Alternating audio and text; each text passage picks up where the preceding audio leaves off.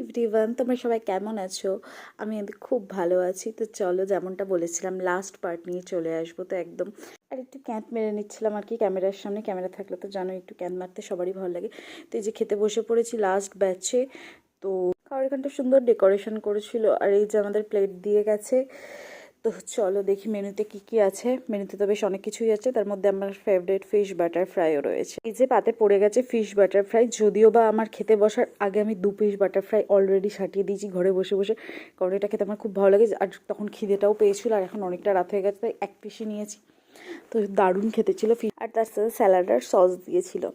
তারপরেই পড়ে গেছে হলো তোমার বেবি নান, তার সাথে ছিল কিমা চানা।